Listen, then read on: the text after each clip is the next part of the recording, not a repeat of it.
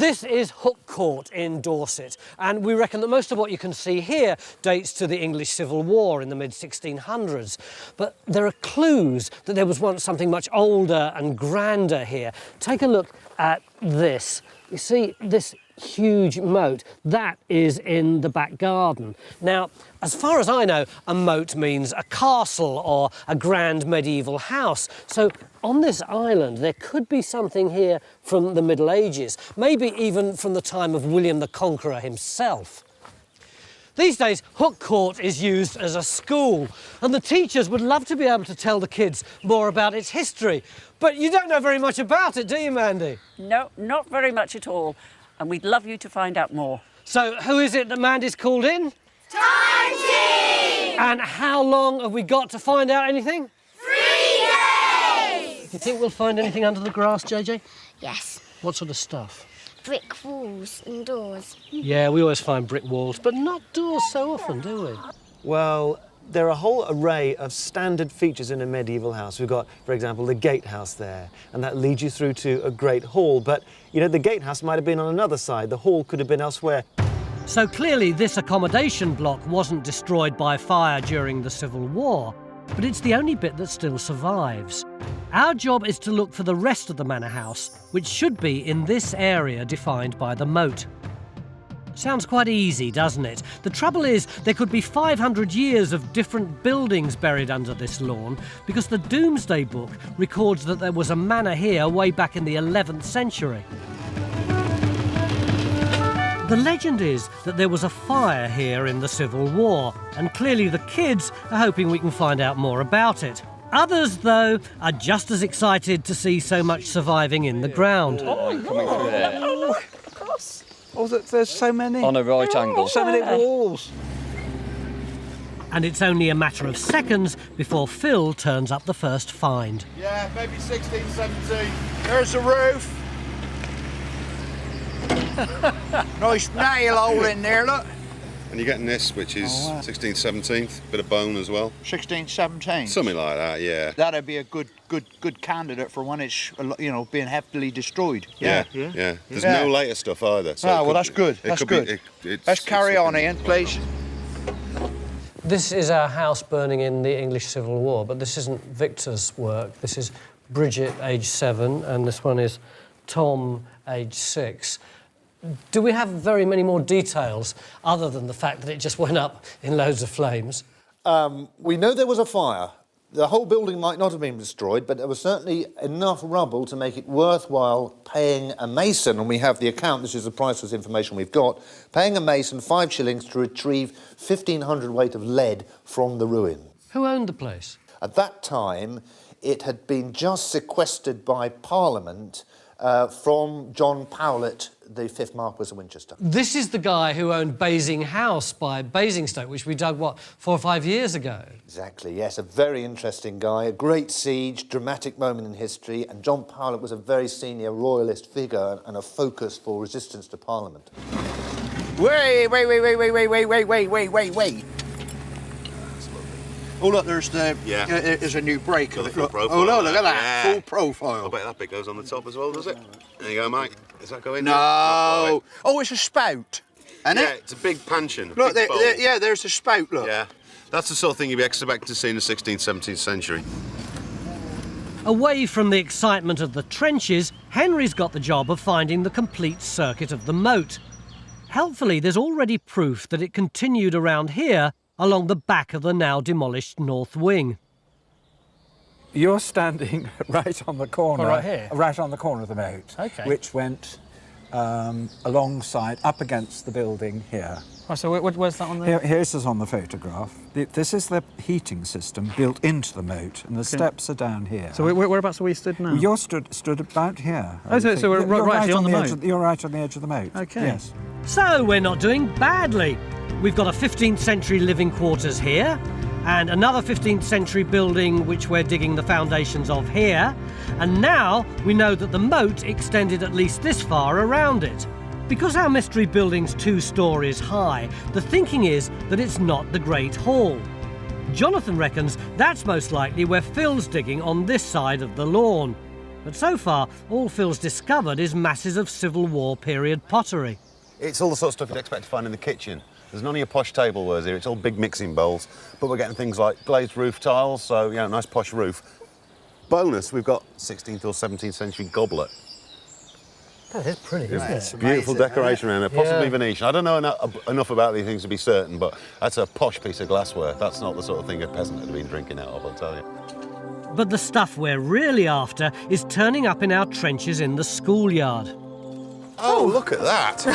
Oh, that's great. Oh, that is lovely. It's a base. Yeah, it's medieval. It's this flinty stuff. The key to the early pottery around here seems to be flint and lots of it. Right. And this has got flint and lots of it. Right, what do we have to do now? Right, just... It's the first medieval pottery we've found, the first evidence of life here before the 15th century.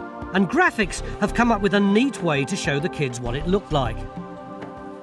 And then, I suppose, that it? expression's good, isn't Yeah, it? no, feel the weight. Feel the weight as well. That's it. Feel it's really heavy. Yeah. Is it out of the way now? Oh, feel that weight in your muscles. Don't drop it. Oh, what is it that they're carrying that is so agonisingly heavy? It's lunch. It's a 12th, 13th century cooking pot. It's based on a bit we found outside. Probably got sort of thing that would have been put on the fire. Even had bits of soot on the outside of it. Yeah. 1, 2, 3, go! Whoops. Out on the lawn, Matt's now opened up a second trench with some promising early results. I've got your wall, Jonathan. Good man, that's very definite, isn't it? Yep. Quite nice, or a very strong edge across there. It's pretty sturdy. Tell you what I was looking for, Matt. Along there is the corner of that 15th century block. Yeah. Now, we don't know how far it extended this way. I was hoping that some way, that you'd find some way of picking up the footings as they run down here. We have got the start of a cut going across there, but I mean, it might be a robbed out wall or something like that. So there's something there. Well, it might be, but you've got a wall, but it's the wrong one. It's the right one, it's just in the wrong place.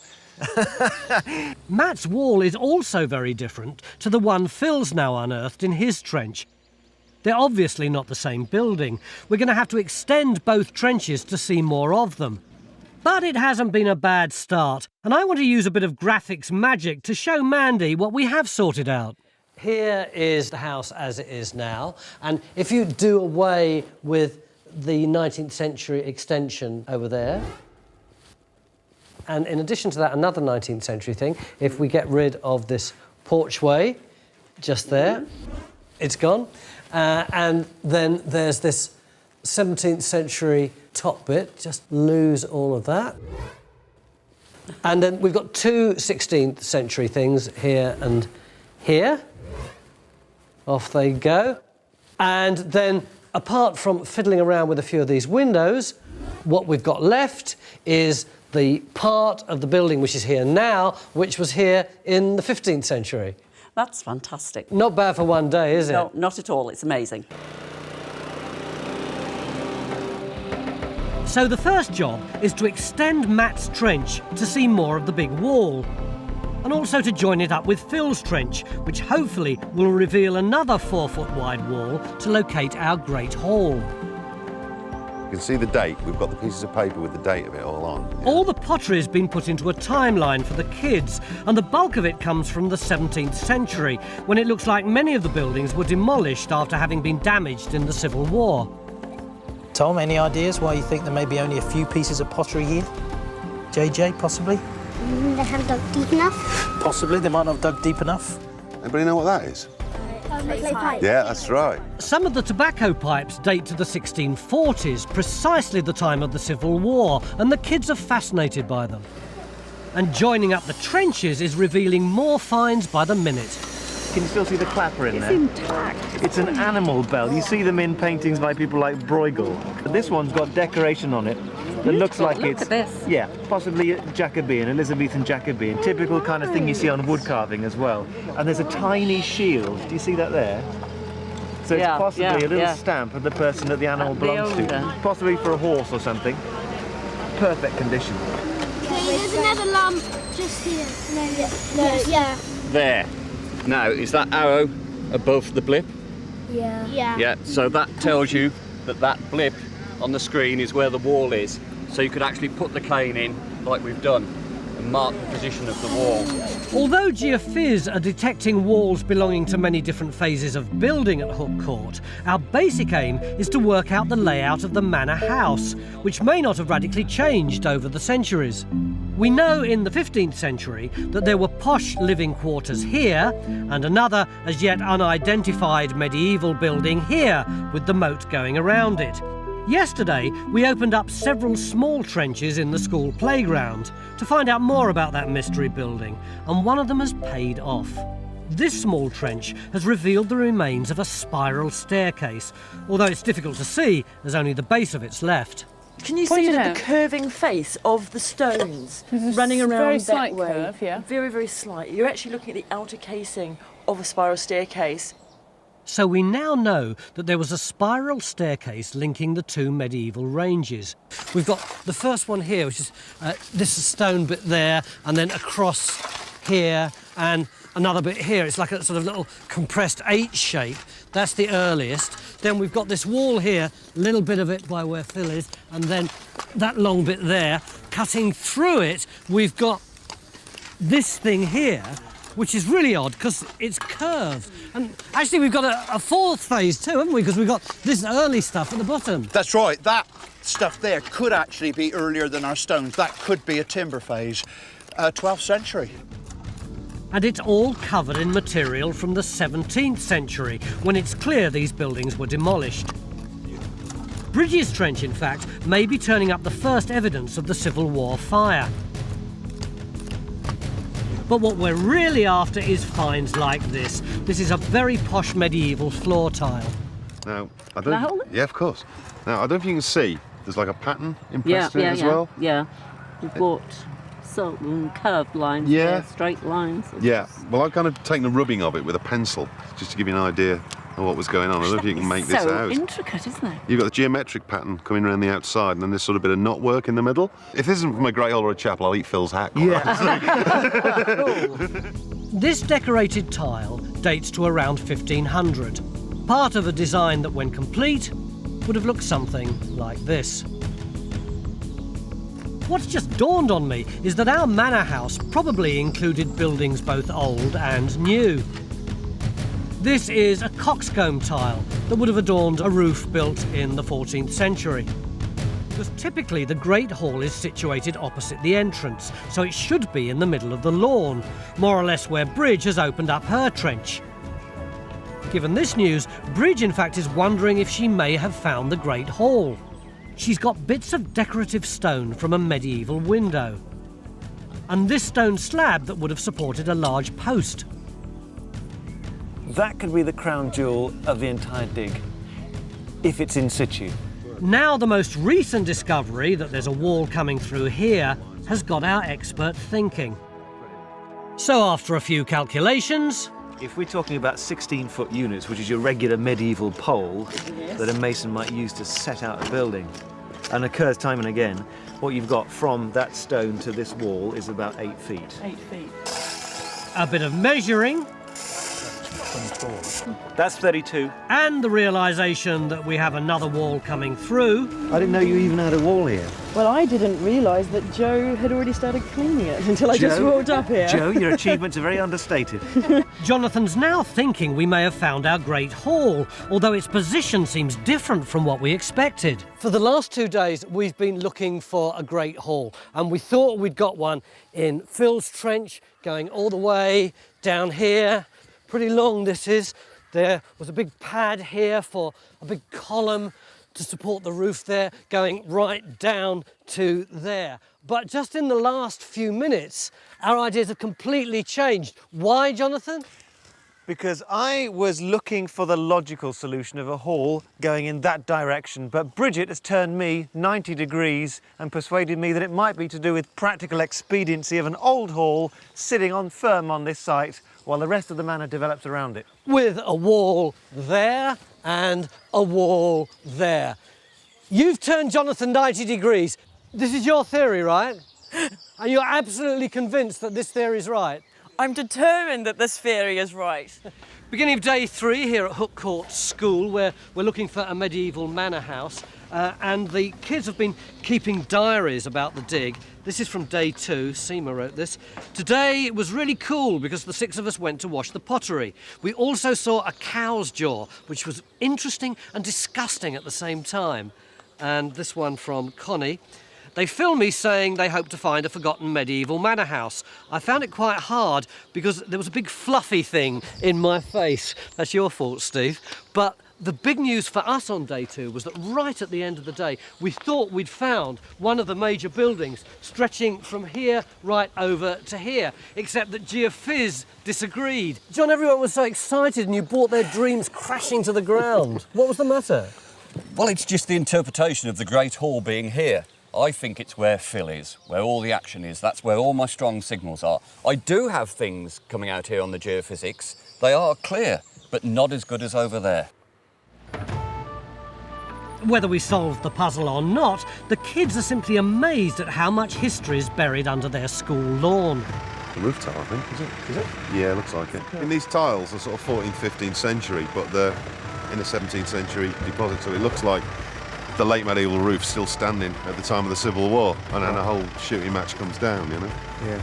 The school timetable's been amended to allow the kids to help as much as they can. What's your rim of something? Some of the older kids are having a go at advanced geophysics.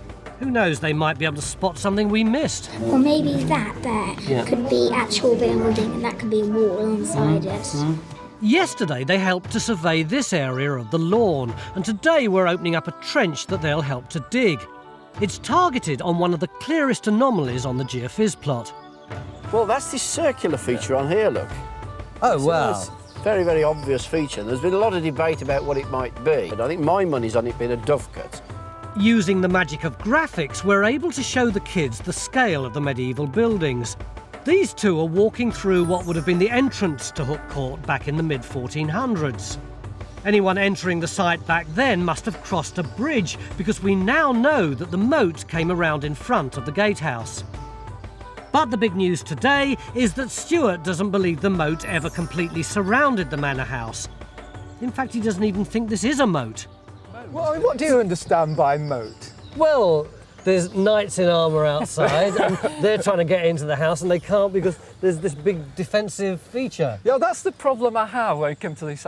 Everybody uses the term moat. I mean, I prefer to use the term, at the moment, a water-filled ditch. Strictly speaking, a moat is a defensive ditch, but Stuart thinks this is designed to impress people rather than keep them out. This was dug in, say, the late 14th century.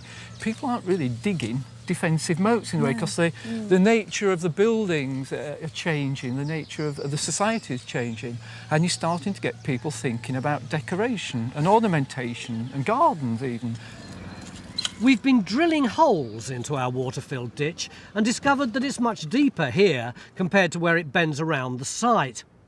What's now clear is that this arm of the ditch must have been an extension added in Victorian times, because it doesn't exist on this tithe map drawn in 1840. Meanwhile, at the other end of our possible Great Hall, another intriguing find is about to emerge from the soil. It's not a bit of copper pipe, is it? A bit of water pipe or something. Ooh, ooh. Yep. It's a tap. It's a tap. Look at that. This is actually a very rare find. Mick reckons it could be as early as 15th century. I think this is the best find we've had on the site, don't you? It's the best find we've had for years, that is. You really think it's that important? Yeah, I think it's very important, yeah. We're so used to them, we forget that until the 19th century, they're very, very rare, you know. Yeah. This tap is likely to have been used with a cistern like this. It means there was running water here, and our manor house is even posher than we thought. But now it's late afternoon and time to start wrapping up some of our trenches. We have to go with our expert's conclusion that this two-storey building was a first-floor Great Hall, giving us a manor house that looks something like this. Our reconstruction shows Hooke Court in the 15th century, the period when we know most about it. But we think this is pretty much how the manor house would have looked at the time it was set on fire during the Civil War. Soon after, all these medieval buildings were demolished, leaving only the posh lodgings and the gatehouse building standing. Well, you want us to find out about the history of Hooke Court. We may not have done the entire history, but we have done the entire owners of Hooke Court in chronological order. Fantastic. The genealogy of your school. If you'd like to see more episodes like this, you can make it happen. Our new target is to reach 15,000 worldwide supporters on Patreon by the end of 2025. This will enable us to continue expanding the Time Team world. Enjoy front row seats for the greatest show on Earth and under it. The village of Islip near Oxford has got a claim to fame. It's said that the great Saxon king Edward the Confessor was born somewhere round here, and the local villagers want to celebrate the millennium anniversary of his birth. So they've asked us whether we can find the 13th century chapel that was built in his honour. Not only that, but they want us to find the Saxon palace where he was born, which seems to me a pretty tall order.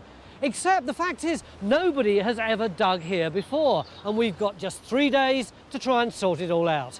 The village of Islip is about 6 miles northeast of Oxford, and these days it's home to some 600 people who'd love to find some actual evidence in the ground to prove their link with Edward the Confessor. I don't know about you, but I always get really confused by all the English Saxon kings and their elaborate names, so I'm very pleased to see this bloke. Sam. Morning, Tony. What are the dates of Edward the Confessor? 1042 to January the 5th, 1066. And what's he famous for? He's famous for keeping the country safe for a generation and for the great building project at Westminster Abbey, but on the downside, big succession crisis because no children. So then you get King Harold, arrow through the eye, and William the Conqueror. That's right, and Battle of Hastings. Why is he called the Confessor? It's a name given to him long after his death, once he became regarded as a saint. A confessor is like a priest, a monk. This is very quick history, this, isn't it? So, to begin with, we're going to have a go at finding this medieval stone chapel, built in honour of Edward the Confessor. And this illustration by antiquarian Thomas Hearn is the only clue we have to what it actually looked like. Helpfully, Hearn tells us that it was situated to the north of the church, which probably means that it's now buried under one of these gardens. But the villagers reckon it's going to be easy to work out where it was. Stuart, on the face of it, this looks extremely simple because I've just spotted site of King's Chapel and a big cross. So what's the problem?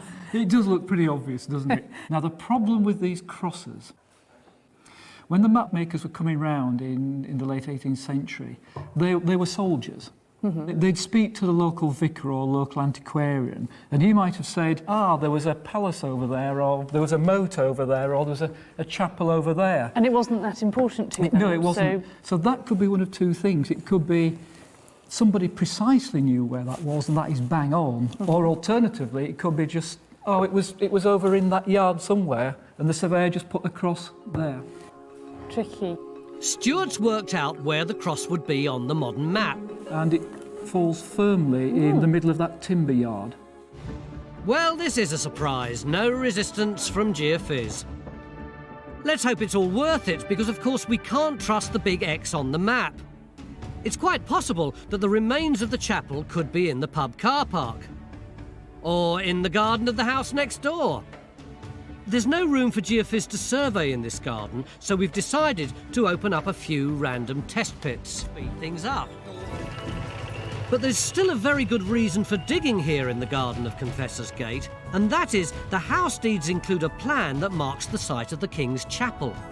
That little square there is where the map maker shows us the chapel. It's tiny and it's the wrong direction. But on the other hand, if that's the east end of it, it would be over there somewhere where the blue sheet is. It would mean it would be coming back this way. I'd be incredibly happy, wouldn't it, if that were right? That'd be better, wouldn't it? And it extends underneath our feet, so there's something up to that sort of size. Yeah. So we're going to extend one of our test pits in this garden to cover that possibility, even if one of the residents has other ideas. Damn thing! Got it! So with a trench in this garden and one in the timber yard, which has just got going again, we've got 2 possible sites for our chapel. History doesn't get any bigger than this, and I'm still hopeful we might stumble on the Saxon palace where Edward was born. Edward's failure to produce an heir may have resulted in the Battle of Hastings in 1066, but he was also responsible for the building of Westminster Abbey. As I understand it, Edward left the manor of Islip to the monastery before he died. Westminster then built the chapel in Islip in honour of Edward some years later. The chapel was built more than 150 years after Edward's death, which would put it in the reign of Henry III. This would make sense, as Henry was obsessed with the memory of Edward the Confessor, who'd been made a saint in 1161. Henry rebuilt Edward's Abbey at Westminster and may have been responsible for building the chapel in Islip. He was keen to popularise the figure of Saint Edward and encouraged the cult following for him that was growing in the 13th century. The cult of St Edward is one that has been growing through the reigns of previous kings. Really flowers in Henry III's time. And what it seems to represent is a way of those Norman and Plantagenet kings giving legitimacy to their rule over the English. At the same time as, for the English themselves, Edward being the last of the legitimate Old English kings, it does represent a kind of reconciliation focus for the French and the English. So it's as though the Normans are saying, it's all right, Saxons, because we're related to Edward the Confessor, who you like. Exactly, exactly. Ich was geboren in the little dwelling in which I was born, Binaman Yitslepa, by the name of Islip. There's no point in making that up, really, especially because people in the early 12th century might have known that if he'd been born somewhere else, they might have known that. As if we could ever have doubted it, Edward was born in Islip. And believe it or not, just now in the garden of Confessor's Gate, we've made a remarkable discovery celebrating that very fact. Now, a bit of glass. Isn't this just what every archaeologist in the world would like to see if they're digging a historical character? Confessor. Fantastic. What do you think that is? Let's see. It looks like it's early Victorian or something of that period, early 19th century. Geophys are only too pleased to escape the problems of small back gardens, and they've already surveyed a small area of this open field. And the first trench will go in here.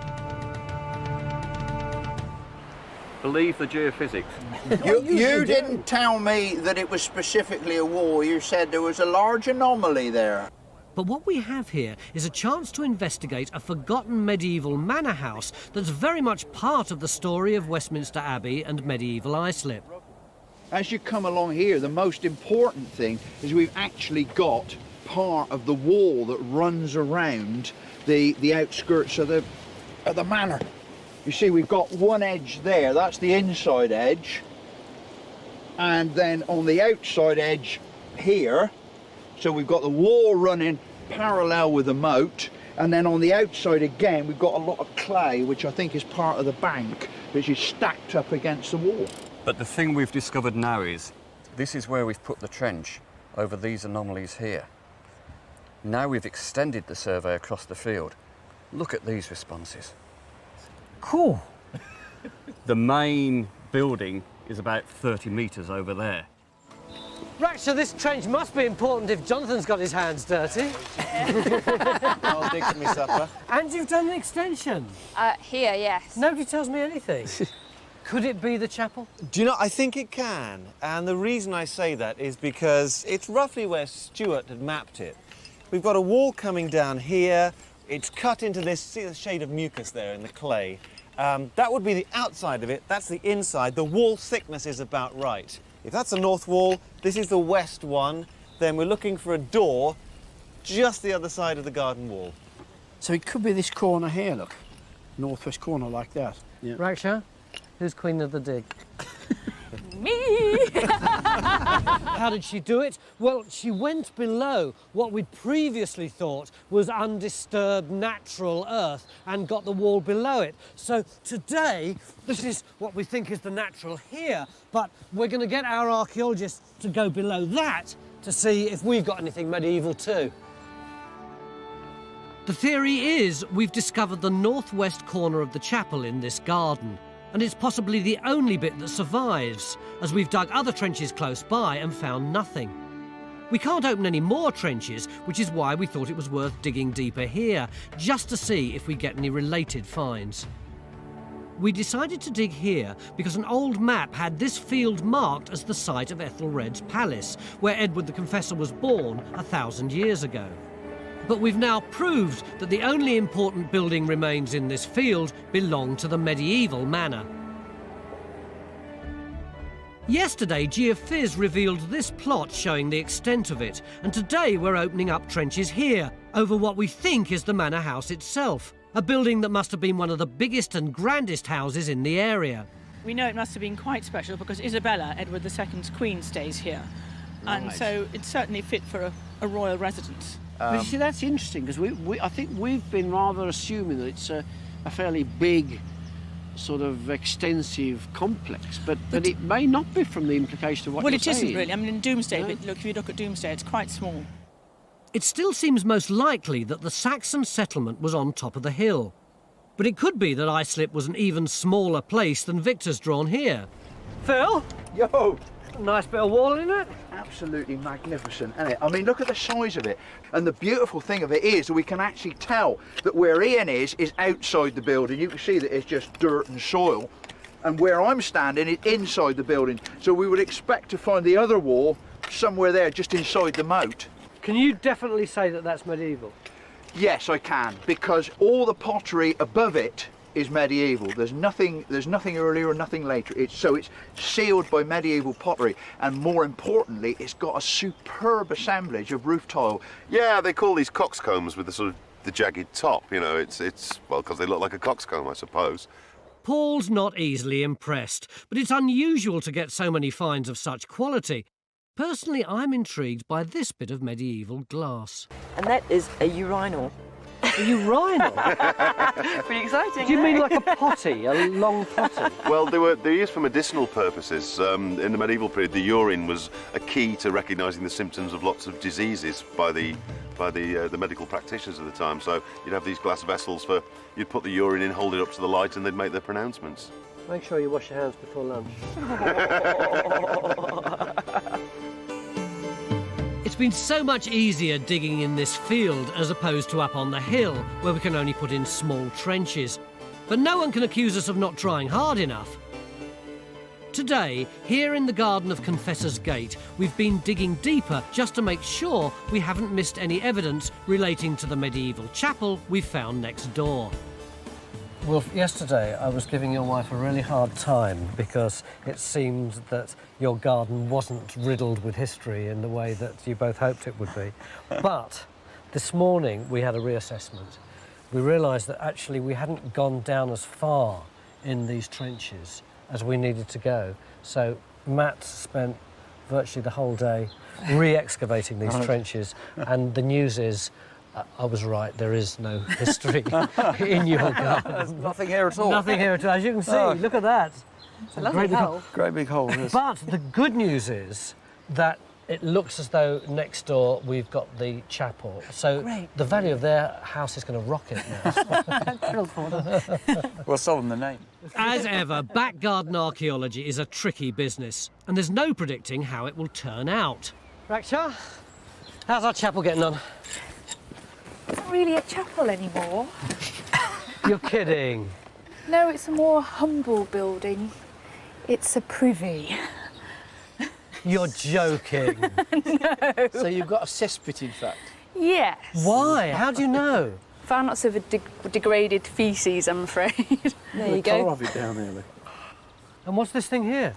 It's a nice kind of cauldron vessel, cooking pot that we found. And you found it down the toilet? Yes. I can't imagine what it was doing down there. What date is the cesspit? The cesspit is about 17th century. I can't believe it. Yesterday we were convinced we had a medieval chapel here. What happened?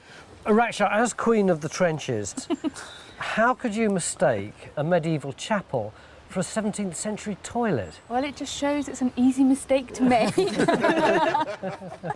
So we're in the right vicinity. Oh, yeah, there's no probably, doubt aren't we're in the right, yeah. in the right patch for it, yeah. But just can't see it in any of the sections we've got. So it's not here. What a way to end a dig. I don't think I've ever felt so disappointed. What really hacks me off is that I'd assumed that at the end of the programme I would be standing here surrounded by one of those fantastic Time Team graphics of the chapel with those great walls shooting up in the air and that huge roof and those very interesting windows, and instead I guess you'll have to make do with a drawing of some old bloke sitting on a 17th century loo.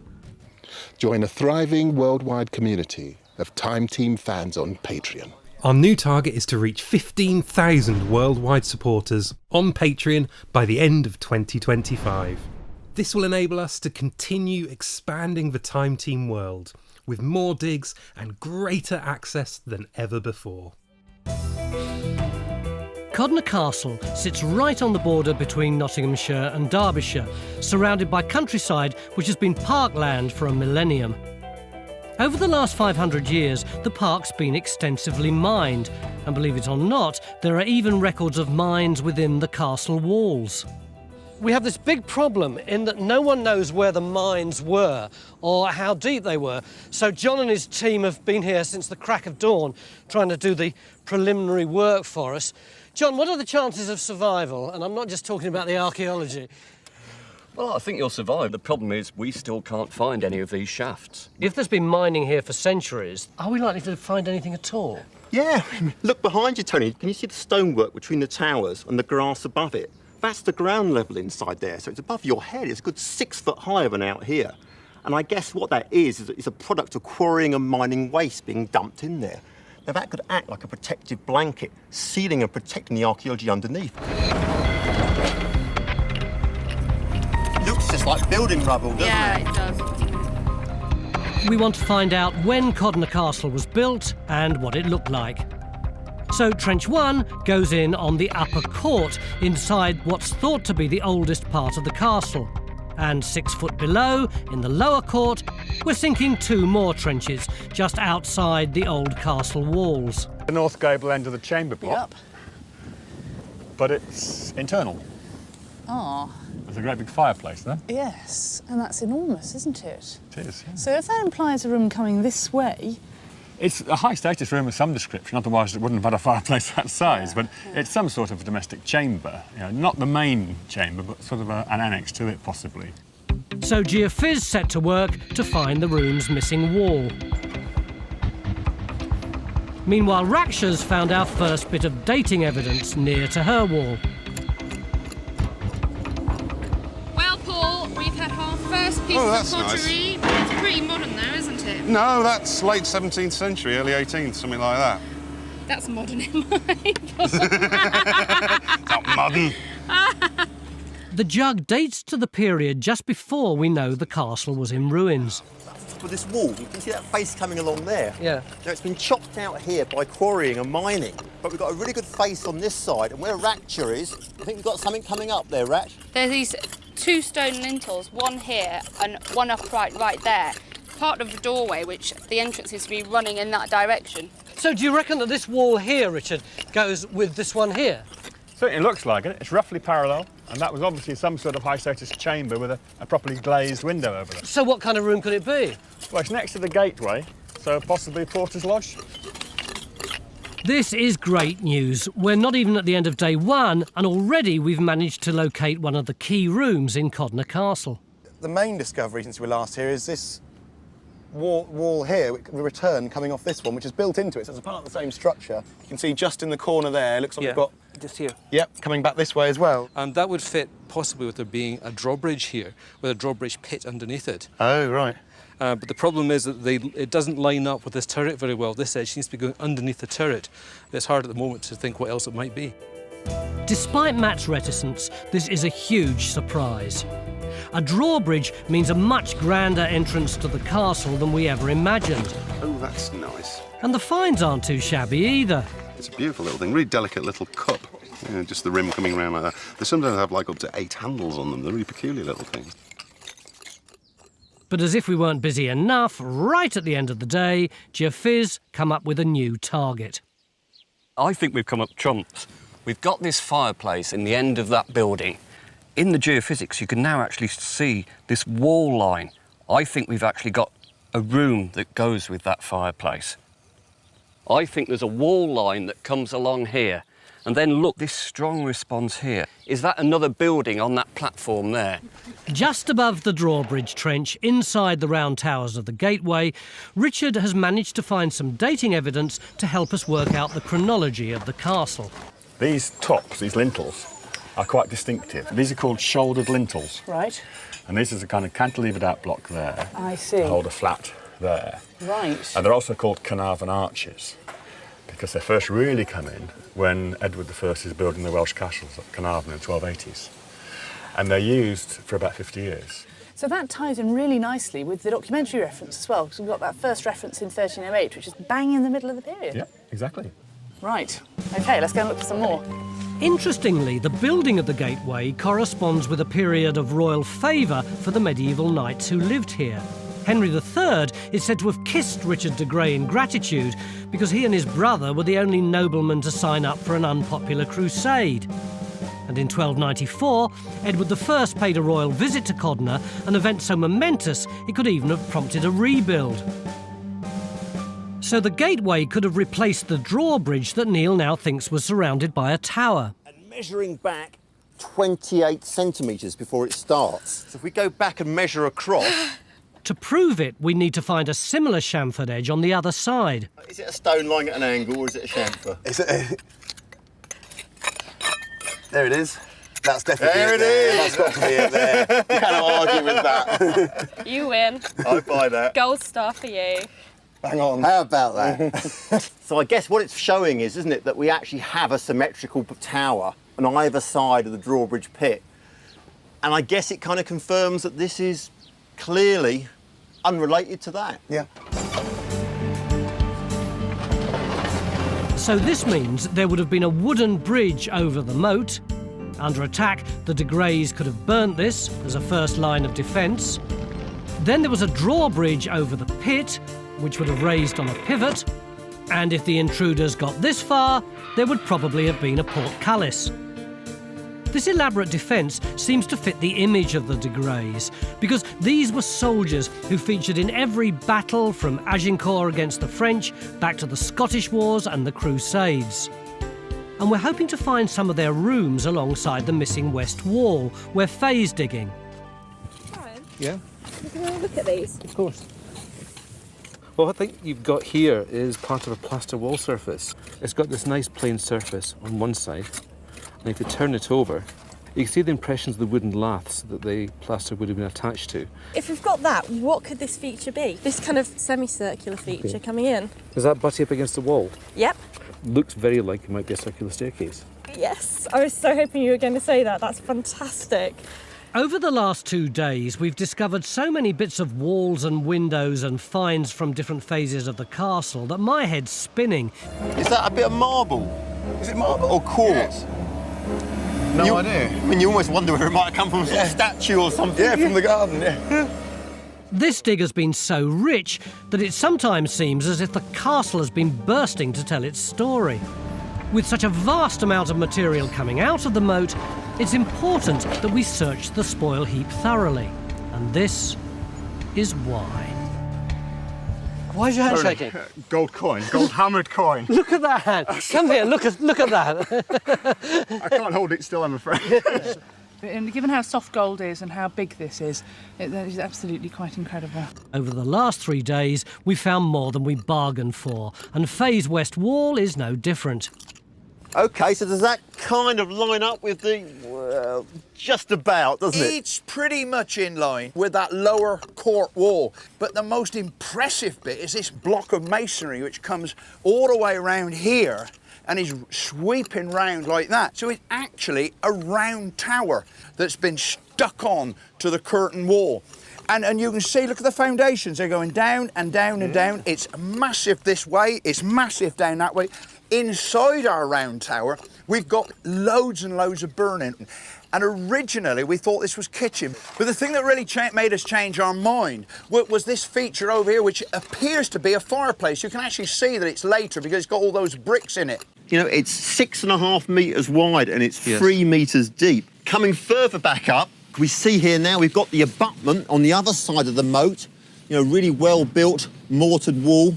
And so coming up here, you get a really good perspective of just how impressive that tower is. And goodness knows, what's it standing? 7, 8 foot high? Just think, none of that was visible yesterday. So this is how Henry de Grey and Isolde, his wife, would have entered their castle in the 13th century.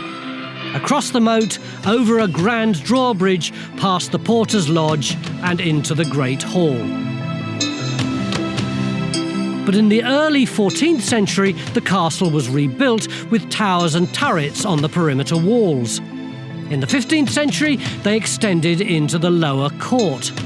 But it was the Zouches in the 16th century whose extravagant plans bankrupted the estate and left the castle a ruin.